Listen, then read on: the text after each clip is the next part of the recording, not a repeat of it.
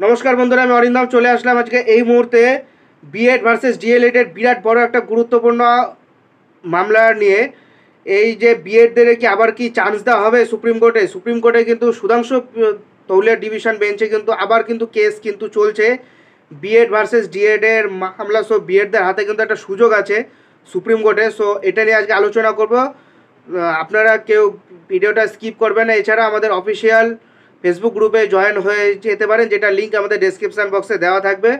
So বন্ধুরা, চলুন আজকের এই গুরুত্বপূর্ণ এবং ইম্পর্ট্যান্ট ভিডিওটা আপনাদের সঙ্গে শেয়ার করি। প্রাথমিক শিক্ষক নিয়োগে বিএড মামলায় অত্যন্ত গুরুত্বপূর্ণ নির্দেশ দিল সুপ্রিম কোর্ট। বিস্তারিত জেনে নিন।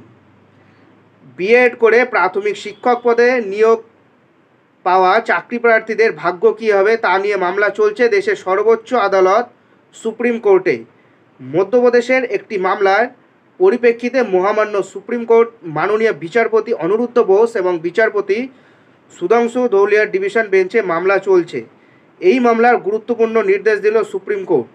দেশের বিভিন্ন রাজ্যগুলিতে প্রাথমিক শিক্ষক নিয়োগের ক্ষেত্রে 2023 সাল থেকে 25 সাল পর্যন্ত দেওয়া বিজ্ঞপ্তি দেওয়া হতে পারে। সেই অনুযায়ী কত শূন্যপদ রয়েছে তা জানতে চেয়েছে সুপ্রিম কোর্ট।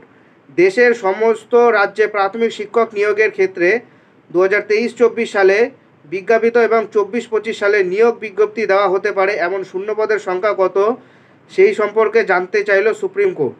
2023 সালের 11ই August Debesh Sharma versus Indian ইউনিয়নে এই মামলাটি সুপ্রিম কোর্টের রায় বেরোনোর পূর্বেই নিযুক্ত বিএড প্রশিক্ষণপ্রাপ্ত শিক্ষক শিক্ষিকাদের ডিএলএড প্রার্থীদের সমতুল্য করে তোলার জন্য ব্রিজ কোর্স চালু হয়েছে কিনা সেই সম্পর্কে জানতে চাইল শীর্ষ আদালত। এই মামলার পরবর্তী শুনানি হবে 2024 সালের 2024-এর 1 এপ্রিল, অর্থাৎ 1 তারিখে এই মামলার পরবর্তী কিন্তু শুনানি কিন্তু হবে। তো এবার আমি একটা কথা বলে দিই, এটা কিন্তু সম্পূর্ণটা ইন সার্ভিস টিচারদের জন্য, ঠিক আছে। নতুন করে কোনো বিএডদের কিন্তু চান্স দেওয়া হবে না। আপনারা কিন্তু দেখতে পেয়েছেন 2017-14 সালে যে রিক্রুটমেন্ট হয়ে গেল কিছুদিন আগে, মানে বর্তমানে যেটা চলছে রিক্রুটমেন্ট, এটাতে কিন্তু বিএডদের কোনো রকম নিয়োগের সুবিধা দিল না। কোনো রকম বিএড কিন্তু এতে নেই, অর্থাৎ বিএডদের কোনোভাবে ঢুকতে পারবে না। এটা হলো কি ইন সার্ভিস টিচারদের জন্য। অর্থাৎ আপনারা যদি ইন সার্ভিস টিচার কি, এই যে 2014 সালে 16,500 যে বিএডরা এই যে শিক্ষকতার চাকরিতে আছেন, এদের কথা এখানে বলা হয়েছে ইন সার্ভিস টিচারদের জন্য। এদের ভবিষ্যৎ কি হতে চলেছে সুপ্রিম কোর্ট যদি বলে দেয় যে এদের 18 সাল থেকে নিয়মটা লাগু করা হবে, তাহলে 16,500 থেকে অটোমেটিকলিভাবে বিএড বাদ হয়ে যাবে।